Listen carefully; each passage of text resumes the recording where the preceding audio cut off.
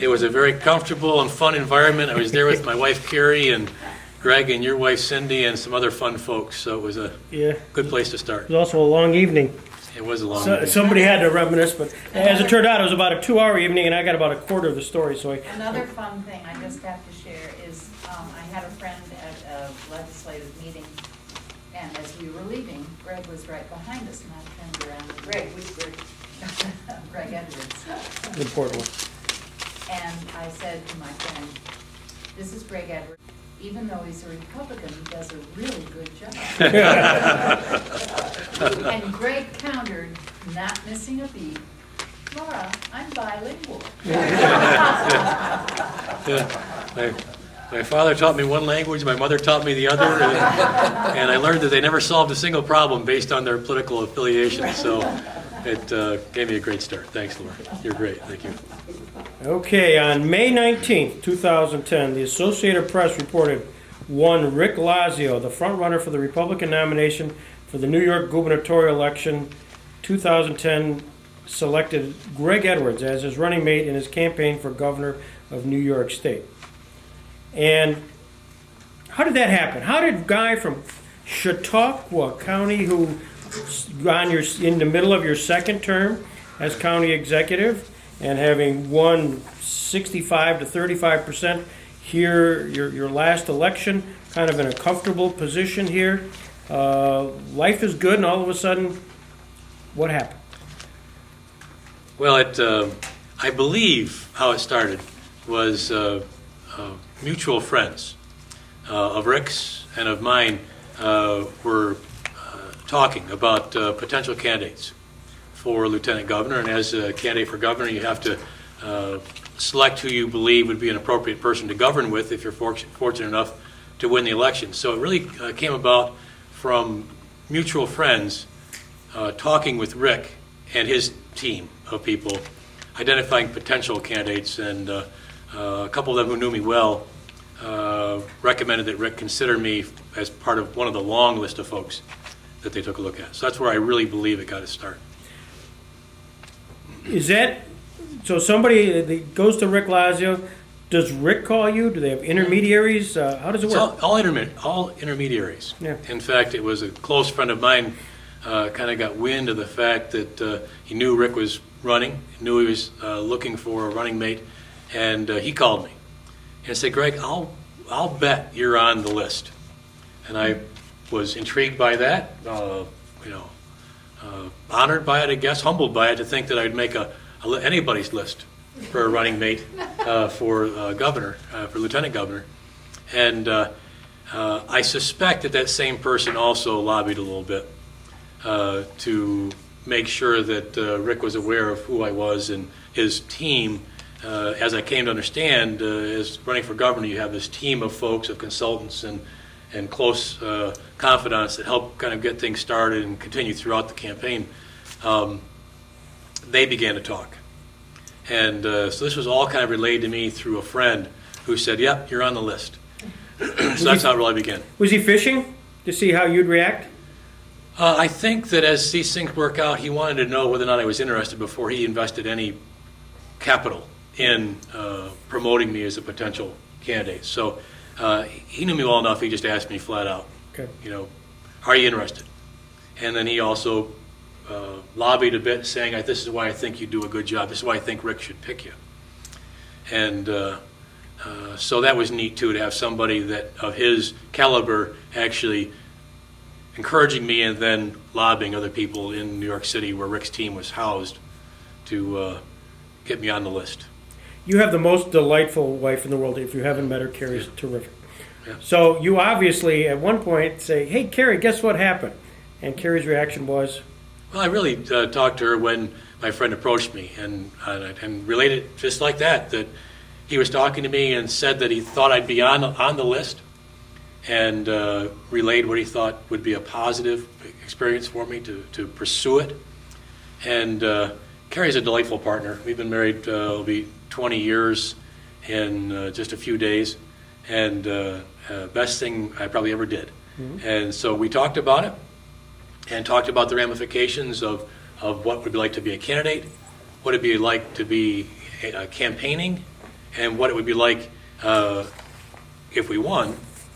And so we talked about it, and then collectively agreed this is something we ought to take a shot at and enjoy and go from there. So I relayed back to my friend that yes, we're in, and we'll work through the process. What was the process? I mean, yes, you're interested. Yeah, Rick says great.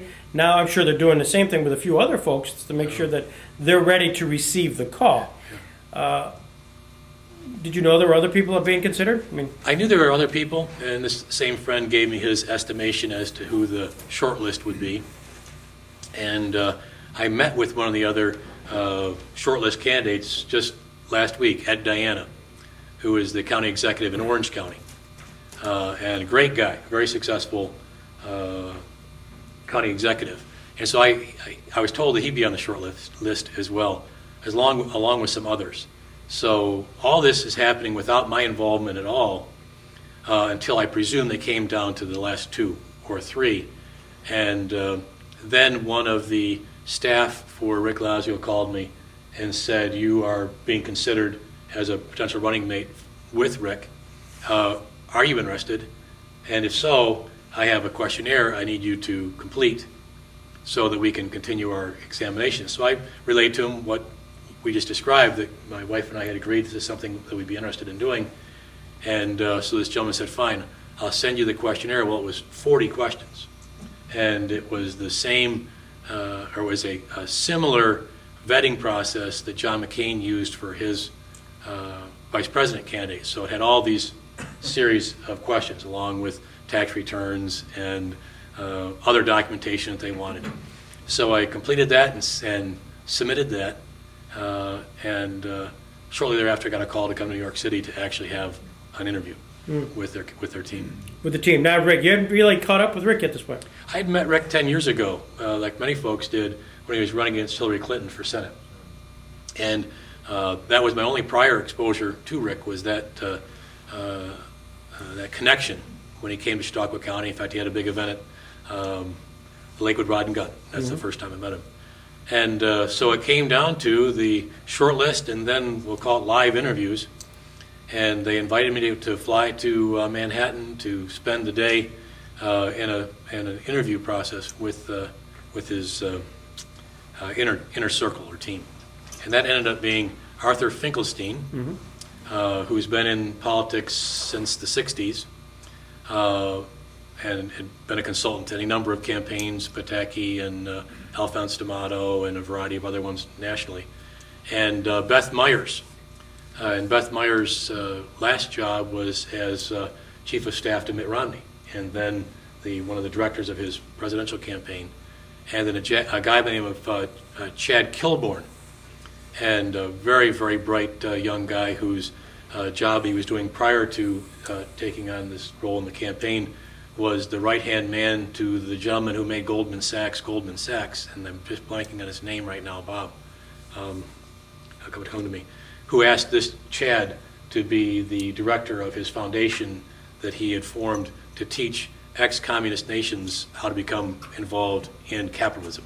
So he'd been traveling the world involved in that. So I got a chance to fly to Manhattan, go to the campaign office, and spend about an hour and 45 minutes with these 3 folks in a interview, we'll call it. What were they asking without belying any confidence? Oh, no, it was pretty straightforward. They wanted to know my background, my involvement in not only political affairs but other things, and then began to ask me questions about issue-specific questions. And no real surprises. They wanted to drill down into everything that I was involved in, and they identified some questions they specifically wanted to ask from that 40-question report that I submitted. And one of them, they were asking me about my background, generally speaking. They said that I see your family are farmers, we're dairy farmers, or are dairy farmers. And I said, yes, we were. And the one person, I forget which one of the 3, ears kind of perked up, and I said, well, how many illegal immigrants did you have working on your farm? And it was maybe not exactly that direct, but that was the question that they were really asking. And I said, well, there was 2. And you could see their eyes got really big. And I said, one of them's name was Tim, and the other one was Greg. And that was me and my brother, so I think we're okay. The workforce consisted of my brother and I and my sister, so we had a bit of a laugh about that as well. But another interesting scenario was they became very concerned because I belong to a men's-only social club. And they became very fixated on that and asked a lot of questions about that particular organization. And I came prepared. I had the history of the organization, all 40-some pages that had been collected. And we spent probably the better part of a half hour, which is a long time, in an hour and 45-minute conversation, talking about this particular organization, its impact. And it's really benign, but for them, they got caught up in it because of Augusta, right? They had a big blow up because that was a male-only club, and they believed that given the nature of our opponent, they would uncover every possible issue, and they were very concerned that that would become an issue for the campaign. So really, one of the very few misgivings I have about the campaign was that I resigned from that organization, and it was never an issue. It was never brought up. It was never even, something to be concerned about. But they asked me point blank that if you're going forward and you're committed to this, we're going to need you to step out of the organization. So of all the conversation, that was really the only dicey question that was asked that really posed any real concern. So after an hour and 45 minutes, Rick Lazio joined us. Huh? And Rick was there in the room. The other 3 interviewees left. And we spent the better part of probably another 45 minutes just talking about the campaign and talking about New York State and talking about some of the things that would have to be done to be successful in the campaign by way of how we had to deliver our message. And so I completed that, grabbed my bag, headed back off the airport, and flew back to Chautauqua County. Did everybody here know that that's what's going on? No. I didn't think so. I mean, to me, it was just a best-kept secret. Well, it was one of those things that one of the challenges during the whole campaign was continue to work at a full-time job as county executive and campaign. And up until this point in time, it was my own time, invested in answering the questions and traveling once to Manhattan. So up until then, it was a kind of a need-to-know kind of thing. Yeah. Rick, at some point, asked you, when did that occur? At the conclusion of our 45-minute Okay, conversation.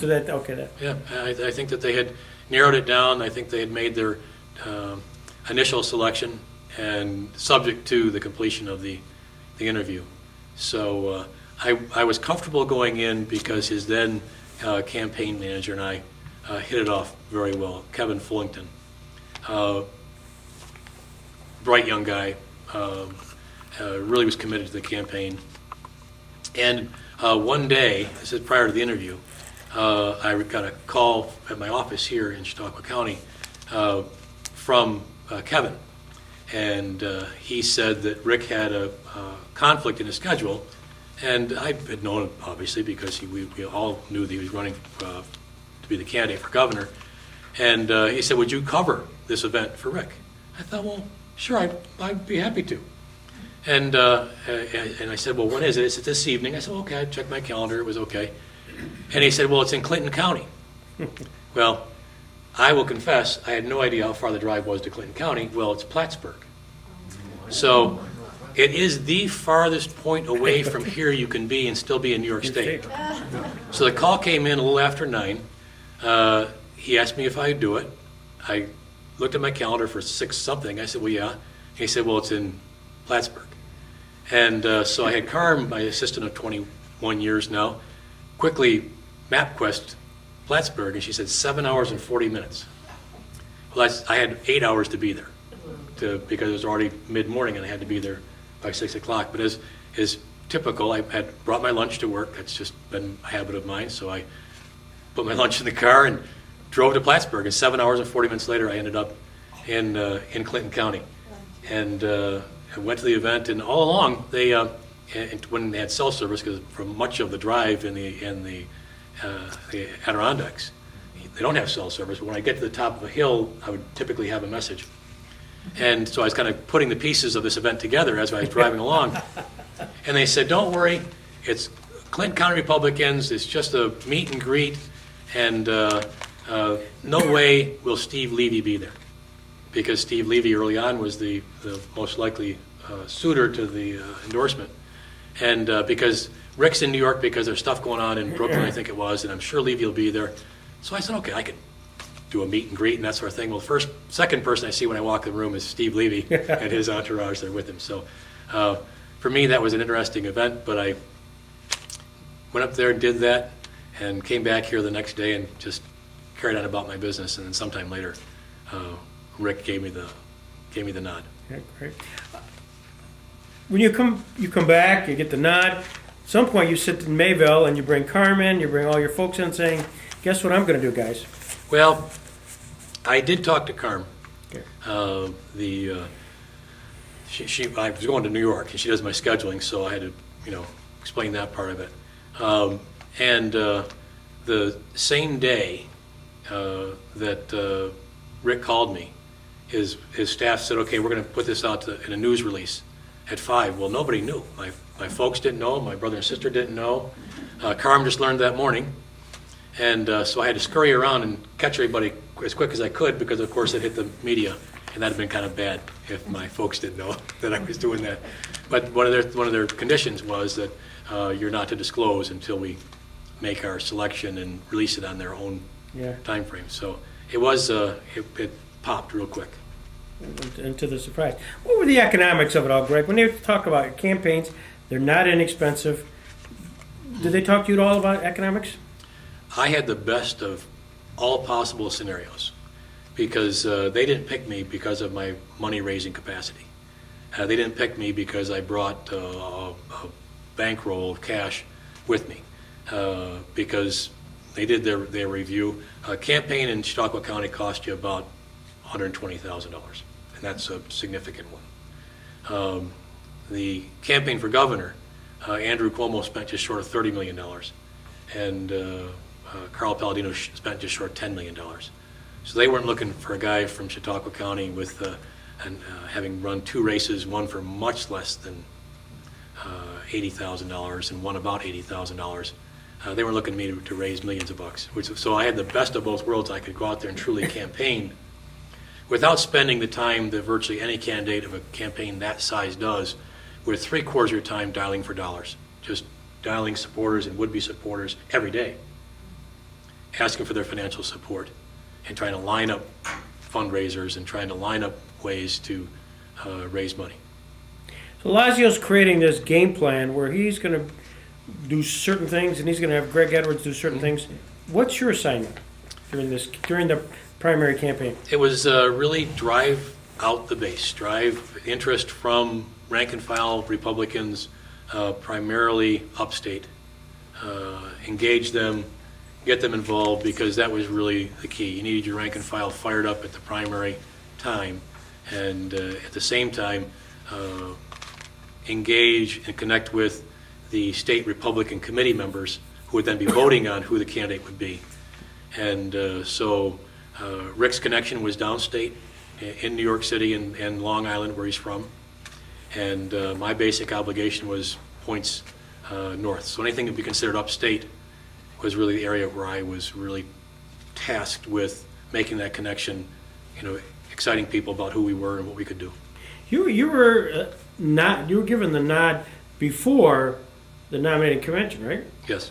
So already went on knowing it would be Lazio Edwards if successful at the nominating convention. Correct. Yep, it was. In fact, we had not a lot of time, but we had weeks in advance of the nominating committee or convention to get out there and make ourselves known and really drive up that support. Did you know at the convention that there was, obviously a guy named Palladino was not given access to the convention, and did you get a sense of that whole, what was going on in the convention? Because clearly it was not normally the Democrats have that much fun. You guys are having too much fun at the convention. Well, it wasn't as, how do we describe this? The convention was very exciting. And an extraordinary amount of coordination and investment goes into the convention by the candidates to acquire your support from the individual voters who typically carry proxies in addition to their own vote. And you do that through your county chairman or chairperson who's one vote, but then there's other votes as well. It's all prorated based on size of the county. A tremendous amount of energy goes into identifying who these voters are individually, recording their vote, securing their vote, and then keeping their vote while everyone else is out there trying to eat at your numbers as you're trying to secure support from their numbers. And that was a very intriguing thing that I had never had any exposure to at all. And so that was exciting. There's a great deal of analysis and number crunching and arm twisting, and I'm not like in a mean way, but just saying, we're the guy, we need your vote, stay with us, that sort of thing. And I made remarks to that effect when we were successful, that this was really something that the people had an opportunity to have their say, to select their candidate, despite some incredible pressure, appropriately so, from every candidate seeking that nomination. At the time it was Steve Levy, Carl Palladino, and Rick Lazio, and Myers Mermel, and it seemed like there was a fifth one, but they were all lobbying for the support of each and every one of these votes. And so while it was portrayed that Carl was precluded, he wasn't precluded from access, because he had access. And Nick Langworthy, the Erie County chairman, did a masterful job in maximizing that impact on the committee by at first pitching that each candidate ought to have a chance to address the convention before the vote. And when that was turned down by a super majority of votes, that they didn't need to hear from each candidate before the vote, they wanted to vote. He was able to, through a very strategic move, have Carl Palladino nominate himself. So Carl was able to take the stage, whereas all the other candidates had selected someone to nominate them and second them, and that's where you really get your affirmation from somebody in the crowd that you're the guy. Nick was able to arrange for Carl to nominate himself. So that was a very tremendous strategic move on his part. It gave Carl a chance to address the whole convention. It didn't change the outcome. Rick still succeeded in obtaining the nomination, succeeded in preventing Steve Levy from getting 25%. If you're not a Republican and you don't get 25% or more, you're not automatically in the game. You have to then have a second vote to allow you to continue because you're not a Republican, and he lost that vote. So it ended up being Carl Palladino with 9%, Steve Levy in the 20-something, and Rick Lazio with the balance. So it was exciting. So Rick wins. He's already announced that you're going to be his lieutenant gubernatorial candidate. All of a sudden, Carl Palladino decides he's going to conduct a primary and gets his Ralph Lorigo, right? Well, it was divine intervention throughout this whole thing, but there's a gentleman by the name of Myers Mermel who spent a year and a half out there courting Republicans to be the lieutenant governor candidate, to run independently, to have no association at all with the governor candidate, because he believed the role of lieutenant governor could be its own impact, its own force, in having a separate set of eyes, separate and appropriate agenda, and that sort of thing. And just prior to the convention, he shifted from lieutenant governor to governor. I have strong reservations that I would have had even a chance of winning the nomination, because Myers had invested a year and a half, significant energy, significant money, in courting all these votes for lieutenant governor, but something caused him to run for governor. So that was an interesting kind of side note about Myers Mermel. Did your camp anticipate Carl would actually mount a primary campaign? Yes, he had hired folks who had a track record of pulling out all the stops. And when you hire folks as consultants, their reputation goes right along with whether they produce or not. Roger Stone, an interesting Wikipedia search for you sometime. Roger Stone was one of the guys that he had hired to help, and another gentleman, John,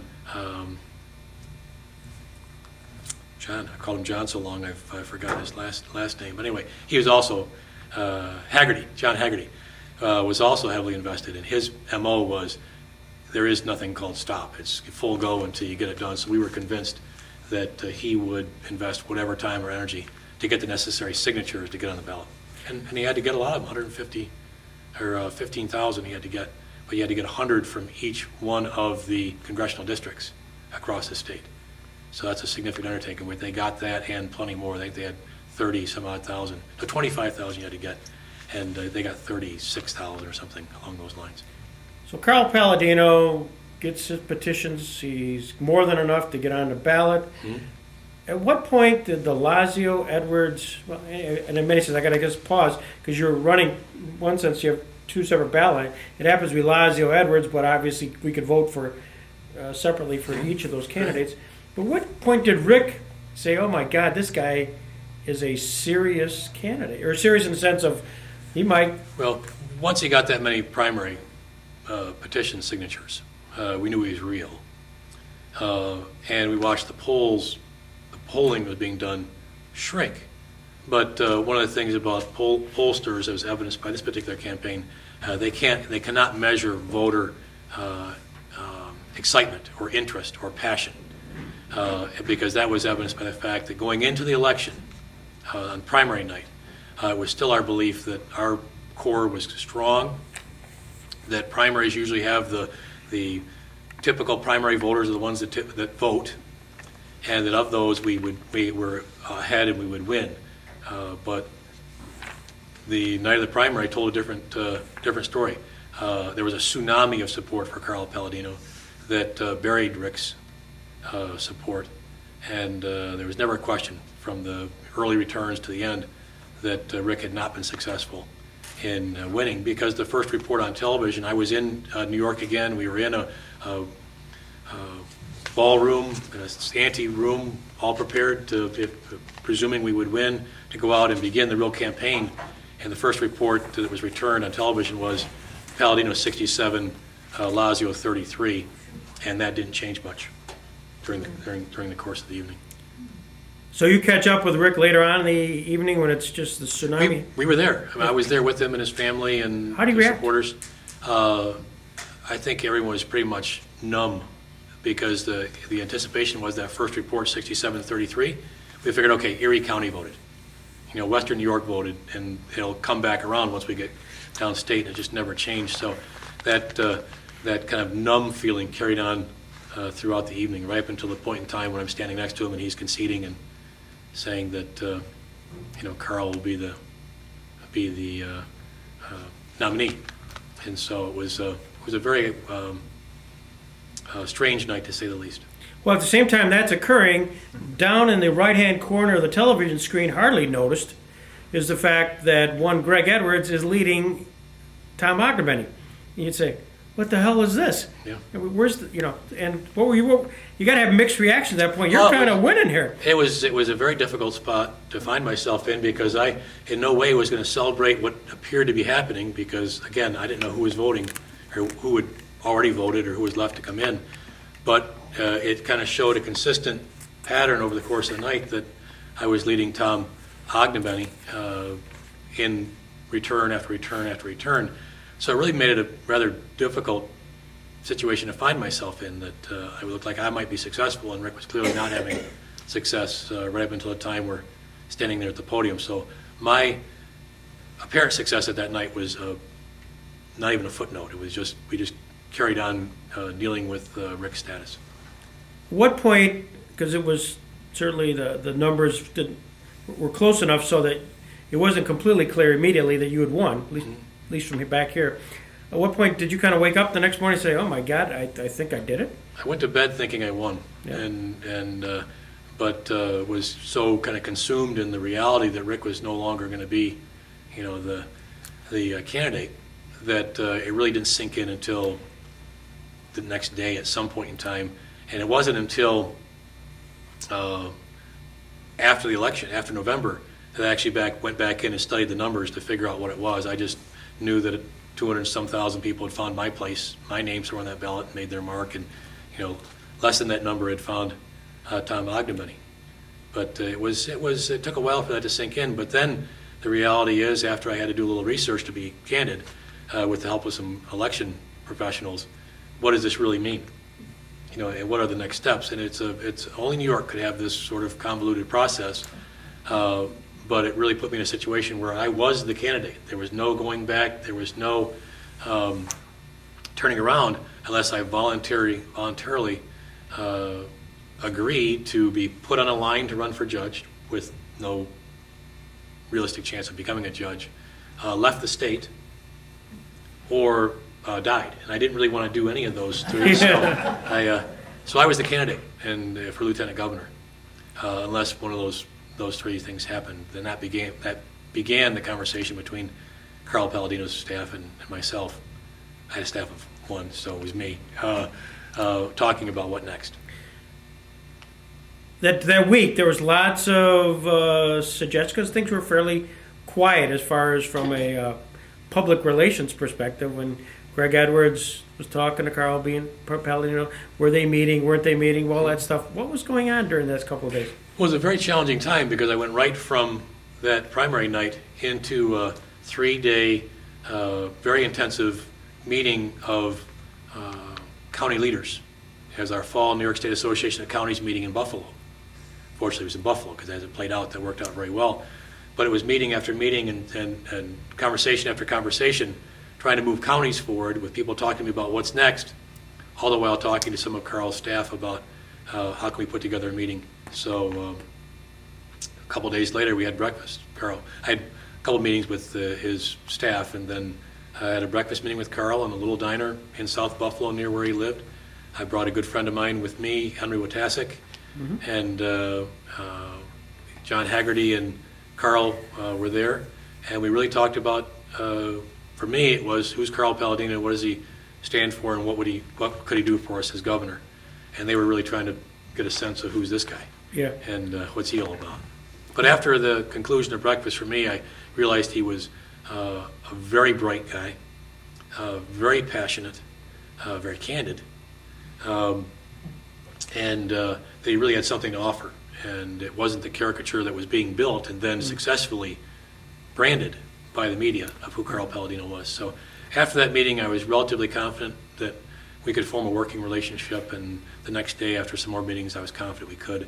And I believe that the 200,000+ people that voted for me had used something very valuable to them. That's their vote. And for me, that gave me what I believed was the obligation to go forward with the campaign. It's just whether or not I could run closely with Carl Palladino or not. Right. What was the strategy? Because I'm not sure I recall seeing both of you together much. Were you sent off in one particular direction and Carl another? Is that? It really ended up being much similar to my efforts with Rick Lazio. And that is, again, to get out there and secure the base of voters from upstate New York, identify how valuable it would be to have two folks from upstate New York in leadership positions, governor and lieutenant governor.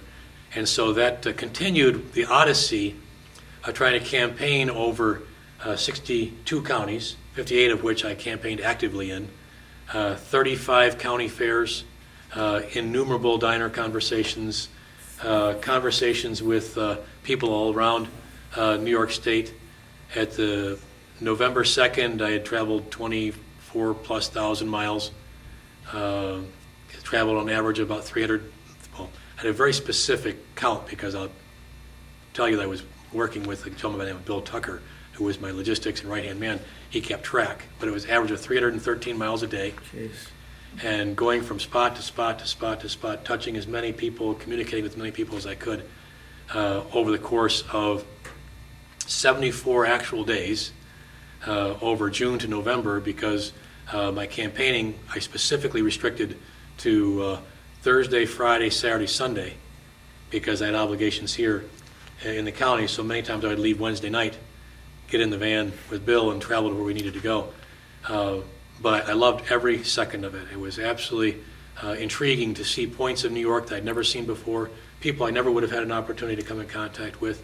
I kept kind of running tab of places I wanted to go back and visit with Carrie and the children. And if I started right now and took 2 weeks off every year, I would be 100 before I got to all of the places I really want to get back to, because that's how big and wonderful and beautiful the state was. But it was, I knew I'd been around the state a lot when I started recognizing the placement of dumpsters. There'd be an unusual dumpster up against this particular building, or there'd be an unusual group of cars here, there'd be an unusual piece of architecture out in the middle of nowhere and some rural stretch of road. I realized, hey, wait a minute, we've been back through this place a few times. I know you're at a tight time too, Greg, but let me just ask just a couple quick questions. One, would you do it again? Absolutely. Two, what is it you do differently? The realization is that we had the message. I firmly believe Carl Palladino was the reformer that New York State absolutely requires, that is absolutely desperate for. But it's a retail game. Mm-hmm. It's dollars and cents. And the reality in New York State, like any other state, is to run a race at that level, you absolutely positively have to have ungodly sums of money to mount a successful campaign. I'm proud of both my candidates I ran with because they were not beholden to anyone. They didn't go out there and actively solicit some special interest chunk of money from some political action committee or some organization that was going to, here's the money, but we need your support. So that was principled and I think ultimately required. But the reality is to do it over again, there'd have to be some way designed to raise significantly more money than ever came to Rick's campaign or the almost $10 million of Carl Palladino's own money that he spent to run for governor. I mean, the reality is it's a dollars and cents game, driven by the fact that the New York City media market is so expensive. And the only way you can campaign there, almost the only way you can campaign there, is through the media. And that would be the biggest challenge. How do you, before you get started, line up enough folks that are willing to invest in you as a commodity that you can be successful in running? So I think that'd be issue number one. And you got to make that one-on-one connection with people too, but that has to be really the issue, is how do you raise that money? We've had very few people who come from Chautauqua County who've done what you've done. I mean, whether it's Charlie Goodell, Stan Lundeen, Greg Edwards. Yeah. You got to, I mean, to us, I'm just thrilled. And most important is that you went through a statewide campaign, which was, in many instances, very ugly at the gubernatorial level, but one Greg Edwards came through, to my perception, unscathed, and I credit to Chautauqua County. So Well, thank I'm you. not going to blow you up with a glory gun here because I'm not supposed to do that as a good fight out. But nevertheless, it really is you to be commended for having gone through the process and did it in a unique, wonderful way. Well, you know my background, and that was the way I was raised. Credit to my parents. My brother and sister helped keep me humble. Carrie really keeps me humble. But the thing for me is I'm new to politics. I only began in 2005. My first race was against a quality guy, Mark Thomas. We ran a race for county executive where I was an unknown, running against a two-term incumbent, well-liked, recognized, as you know, Greg, because you're with him at one of these New York City events where he was recognized by Chuck Schumer, Hillary Clinton, and the list goes on, as being an up-and-comer in the Democrat Party county or statewide.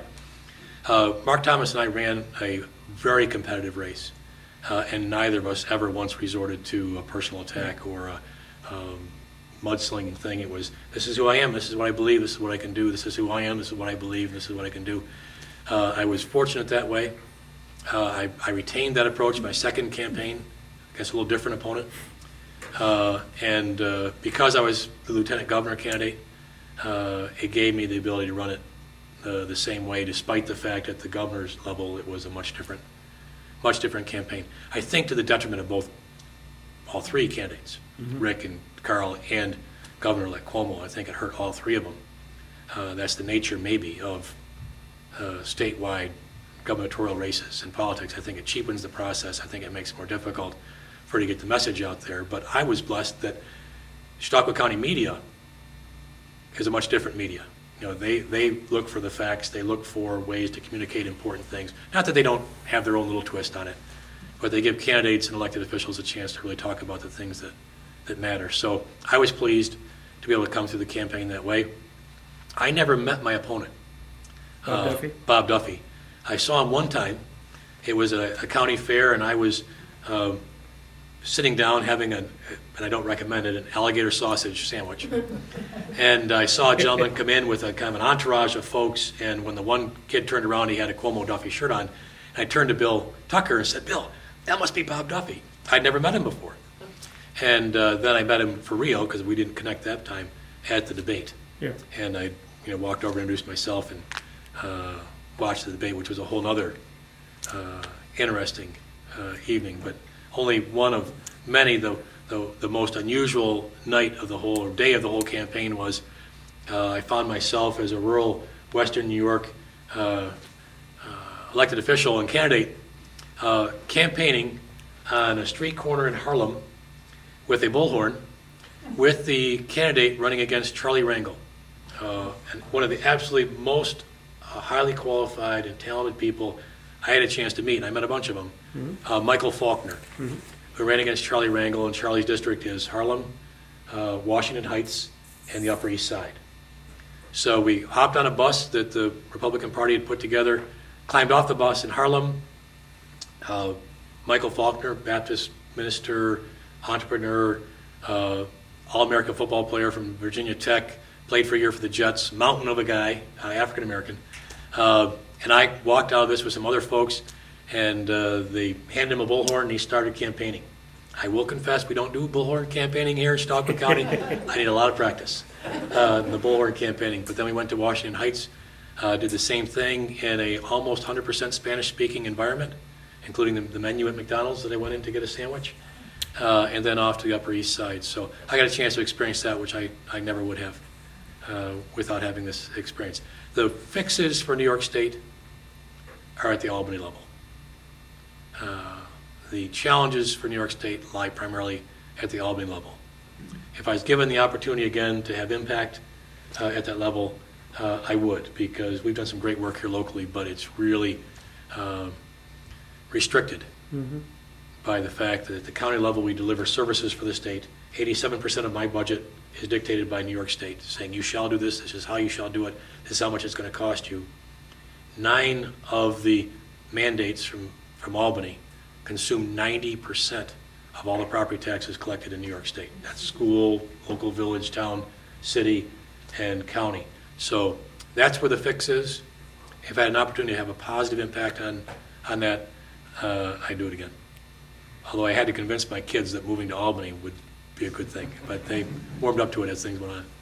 I know you're supposed to be in Sherman at 7:30, Greg, and I apologize. Laura, I'm going to probably, unless, because I know he's got, I'm running overtime, but I can't thank you enough. This has been, and by the way, the story that most worth bringing him back for is that whole debate thing, as most of you watched, and because Greg was in the audience.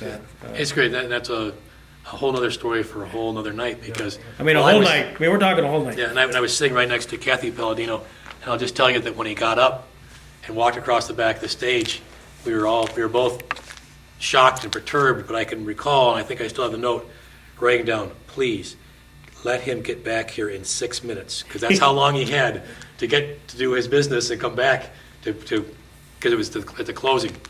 And watching on television. He went to the men's room, right? Went to the men's room. And the response was, when you gotta go, you gotta go. But watching on television, all you saw was this form, because you couldn't see anything above the chest, walk across the back of the podium, and it was Carl.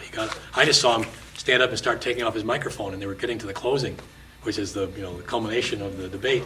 I thought, oh no, where are you going? But as it turned out, he got done what he had to get done, got back with a moment to spare, and gave his closing. So I give him credit. He stayed focused. Greg, apologize to the people in Sherman, but do you think that your success twice with 2 different candidates and the endorsements that you got from such prestigious things as the New York Times will affect how Albany looks at Chautauqua County? I'd like to think that, but I don't. I think, though, however, it may open up opportunities for other candidates from upstate New York to be realized as having the potential, at least, to perform at the state level. I was thrilled, and that's a whole other story. I'll be glad to talk sometime with you about having a New York Times reporter follow you around, and then wondering for a couple weeks what the article was going to be, because periodically I'd get another email from Michael Barbaro saying, well, have you ever done this? And what was your response here? And I will tell you, that was probably one of the more stressful 2 weeks periods, wondering what a New York Times article was going to be about me and about the campaign. I think it opens up doors for people to be looked at in upstate New York as having capacity. Unfortunately, many folks downstate think we sit on the front porch, play a banjo, sip moonshine, and off the farm. And so, and the reality is, the potential for upstate to be the Empire State again really is upstate. The opportunity for dramatic growth is upstate. The opportunity for development and job creation and maintaining a quality of life in New York is upstate. And this isn't limiting the potential for downstate, it's just that we do have abundant resources. We have a quality of life that's unmatched. We have the capacity with our broadband access and other resources to be able to compete with anyone, anywhere, and enjoy it. The opportunities to learn. Here is Chautauqua County, for example, is unlimited. And the cost of doing business in upstate is such a dramatic benefit compared to what it costs downstate. Until Albany realizes that, we'll still be hamstrung as well, because strategic investment in upstate returns such a greater return than continued billions of dollars of investment downstate. Not that we need to limit that, we just need to recognize the potential up here. So Laura, it's a great question. I think it may open up opportunities for people to be considered, and if I had any role in that, I'm pleased. Thanks. I'm going to let him go. Thank you very much, Thank you. Greg. Appreciate it. Thanks.